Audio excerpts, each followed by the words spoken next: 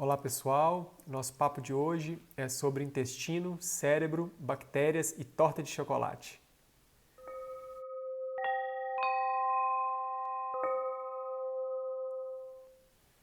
E no final desse vídeo, caso faça sentido para você, curte aqui, deixa seu comentário, se inscreve no canal da Arama e compartilha com aquelas pessoas que você acha que pode curtir o conteúdo. Eu imagino que você já deve ter ouvido falar que o intestino é o segundo cérebro. E de fato, essa informação não é balela, é verdade. Em torno do nosso trato gastrointestinal tem milhões de neurônios. Esse número pode chegar até 100 milhões de neurônios. E esses neurônios, essas células sensitivas que envolvem nosso trato gastrointestinal, elas têm funções muito importantes e que só agora os pesquisadores estão descobrindo, essa importância e as funções de fato de comunicação dessas células. É interessante que o nosso segundo cérebro, ou melhor falando, o sistema nervoso entérico, ele comunica diretamente com o nosso sistema nervoso central, ou o nosso primeiro cérebro, E é interessante que eles trocam informações em mão dupla. Então, o cérebro manda informação, para o sistema nervoso entérico e o sistema nervoso entérico também manda informações para o cérebro. E é graças a esse segundo cérebro que a gente tem sensações, por exemplo, de saciedade. A gente percebe quando o nosso estômago está cheio, e tem mensagens de parar de comer. A gente também recebe informações de quando tem algo que não está indo bem, no intestino.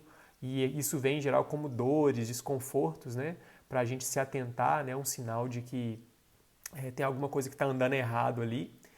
E um outro fato que é interessante da gente estar atento é que muitas vezes, quando a nossa saúde intestinal está afetada, quando algo não está indo bem, por exemplo, quando a gente está ali 2, 3 dias sem conseguir ir no banheiro, isso vai refletir no nosso primeiro cérebro. Então é muito comum a gente ver pessoas com constipação e que ficam muito irritadas, ficam bravas ou estressadas demais, E o oposto também acontece. Quando a gente está, por exemplo, super ansioso ou estressado ou está nervoso quando vai fazer aquela prova difícil ou tem um concurso, geralmente o nosso trato gastrointestinal ele dá respostas. Às vezes a gente tem diarreia ou fica constipado ou fica nauseado com vontade de vomitar. Então essa comunicação é uma via de mão dupla e ocorre o tempo inteiro. E o nosso intestino, ele é fundamental para a saúde do nosso corpo como um todo e também para a nossa saúde mental.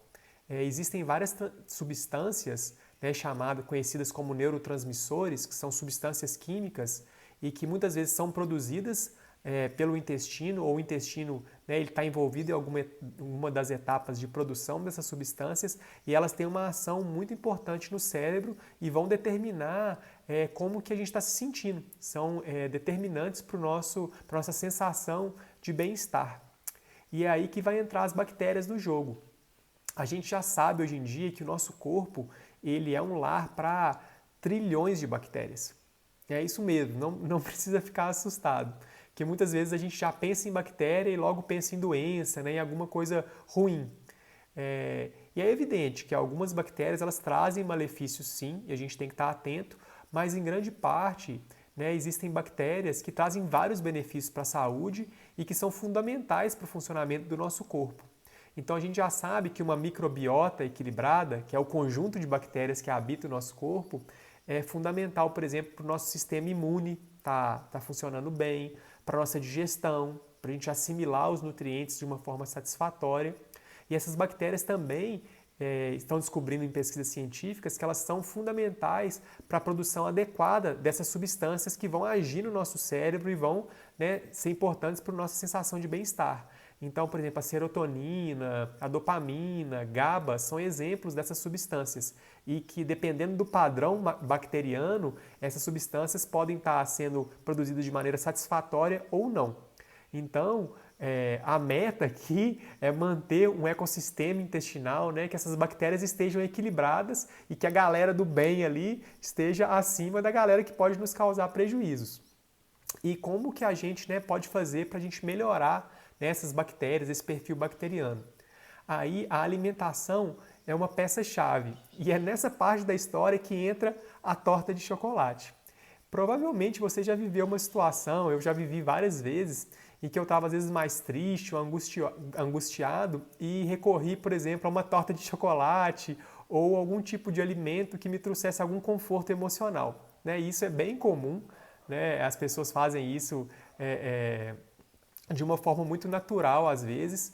E é claro que de vez em quando uma torta de chocolate, né, ou um alimento desse, ele não vai te trazer nenhum prejuízo. Mas quando a gente consome de maneira repetitiva, né, ou compulsiva, isso pode trazer vários prejuízos. Não só para a nossa saúde, como por exemplo, a pessoa logo pensa, vai engordar, mas não, para a nossa saúde bacteriana. Então, a gente sem perceber pode entrar num círculo vicioso da seguinte forma: a gente está triste, aí a gente come uma torta de chocolate. Essa torta de chocolate, que em geral é um alimento que é rico em açúcar refinado, gordura, dependendo conservantes e aditivos químicos, né, ou outro alimento industrializado, por exemplo, isso vai ser uma bomba atômica para as nossas bactérias do bem. Então vai abaixar o nível das bactérias benéficas e com isso a produção daquelas substâncias tão preciosas e importantes também vai cair. E com essas substâncias na baixa, o nosso corpo ele vai aumentar a sensação de mal-estar e também mal-estar mental. E com isso a gente vai acabar comendo mais torta de chocolate ou outro alimento nessa categoria que eu citei. E a gente entra nesse círculo, nesse looping, né? Nesse círculo vicioso. Então, como que a gente pode fazer para quebrar, né? Para cortar esse ciclo? E uma das dicas mais importantes, que também tem saído em várias pesquisas, são as fibras. As fibras são um componente riquíssimo do alimento do reino vegetal e que, em geral, elas não são alimento para a gente, então a gente não consegue absorver, digeri-las bem, mas elas são dos melhores alimentos para as nossas bactérias do bem. Então, aqueles alimentos como, por exemplo, as leguminosas, feijão, grão de bico, ervilha e por aí vai, as frutas com casca, cereais integrais, as verduras, são das melhores fontes de fibra que a gente pode encontrar como alimento.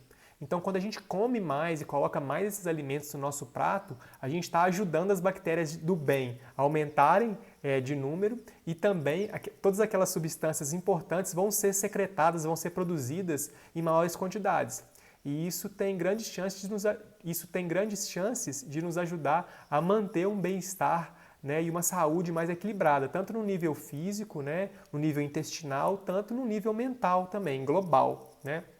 Então, o alimento e as nossas bactérias podem ser um medicamento natural, né? E a gente pode, talvez, ajudar a melhorar quadros como, por exemplo, uma ansiedade extrema ou uma tristeza prolongada com o alimento, né? E com a ajuda das bactérias. Então, uma dica é, caso você esteja, né, numa situação que você está há muito tempo ansioso ou está triste demais, para baixo, observa o que você anda comendo nesse tempo. E talvez você consiga fazer algumas mudanças conscientes na sua alimentação, né? Eu te pergunto, você já tinha parado para pensar que o seu alimento, né, aquilo que você coloca no seu prato, é tão importante, tão determinante para as bactérias que moram dentro de você e que elas têm repercussão na sua saúde e até na saúde mental? Então esse foi o recado que eu quis trazer nesse vídeo. Eu espero que vocês tenham gostado e até o nosso próximo encontro. Um beijo grande!